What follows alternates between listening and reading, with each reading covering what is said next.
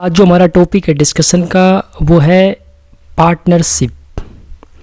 आज के इस लेक्चर में, आज के इस वीडियो में मैं आपको सिर्फ और सिर्फ पार्टनरशिप क्या होती है उसका मीनिंग समझाऊंगा। जब तक आप किसी टॉपिक का मीनिंग नहीं समझोगे तब तक आपको वो चीज़ें आसानी से याद नहीं होती और समझ में नहीं आती। चलिए स्टार्ट करते हैं। इंडियन पार्टनरशिप एक्ट 1932 कहता है कि पार्टनरशिप क्या है।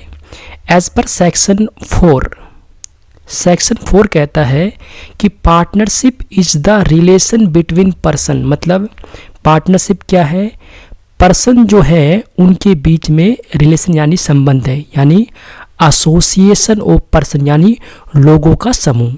अब पार्टनरशिप के लिए कम से कम 2 और मोर पर्सन होने चाहिए, 2 आदमी कम से कम हो तभी पार्टनरशिप होगी। तो 2 या 2 से अधिक जब एसोसिएशन ऑफ पर्सन्स होता है वो रिप्रेजेंट करता है रिलेशन बिटवीन पर्सन्स। तो पार्टनरशिप क्या है, एक रिलेशन है between persons who have agreed, यानी जिनके बीच में एग्रीमेंट होता है किसका, टू शेयर द प्रॉफिट्स।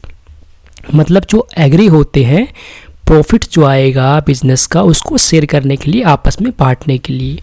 और business carried on by all, या तो बिजनेस सभी द्वारा होगा या एनी ऑफ देम, उनमें से कोई एक जो एक्टिंग करता है फॉर ऑल, यानी जो सभी के बिहाफ पे एक्ट करता हो।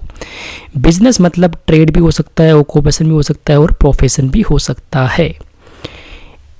यहाँ पर देखो शेयर द प्रॉफिट्स, यानी पार्टनरशिप के लिए जो एसेंशियल एलिमेंट्स होगा वो तो ये है कि प्रॉफिट जो होगा उसको शेयर किया जाएगा पार्टनरशिप के बीच में। लेकिन अगर कोई एक पार्टनर बोले कि पूरा प्रॉफिट मैं लूँगा, मैं एंटाइटल हूँ, तो वहाँ पर पार्टनरशिप नहीं होती। तो प्रॉफिट डिस्ट्रीब्यूट होता है, शेयर होता है पार्टनर्स के बीच में, ये एसेंशियल एलिमेंट्स है। लेकिन हाँ, लॉस को शेयर करना ये एसेंशियल नहीं है।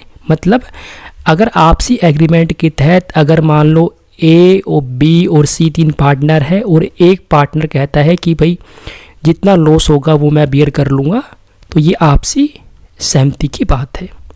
लेकिन एसेंशियल एलिमेंट जो प्रॉफिट है, प्रॉफिट ये नहीं कह सकता एक ही पूरा का पूरा मैं लूँगा, क्योंकि प्रॉफिट तीनों में शेयरिंग होगी, तीनों में बटेगा। यहाँ पर एक्टिंग फॉर ऑल का मतलब है कि एक जो सभी के बिहाफ पे काम करता है। मतलब हर एक पार्टनर जो है वो प्रिंसिपल भी है और एजेंट भी है। प्रिंसिपल का मतलब to the extent that is bound by the act of other partner, मतलब जो एक्ट के तहत बाउंड है, बंधा हुआ है दूसरे पार्टनर्स के लिए।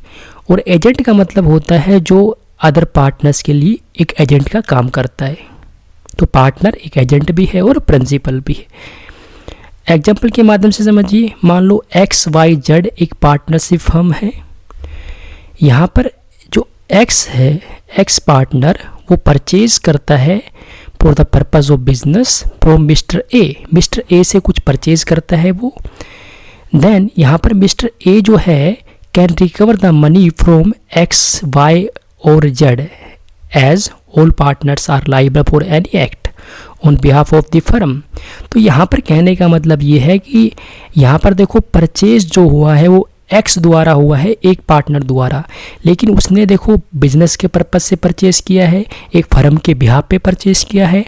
तो मिस्टर ए जिससे परचेज किया है, मिस्टर ए को पूरा अधिकार है कि ये अमाउंट वो रिकवर कर सकता है तीनों के तीनों पार्टनर से।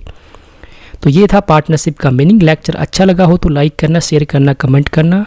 स्पेशली मैंने एक प्लेलिस्ट बनाई है मीनिंग के नाम से, और जितने भी इम्पोर्टेंट टॉपिक हैं उनके मीनिंग मैं इसी प्लेलिस्ट में डालता रहूँगा। Okay, thank you.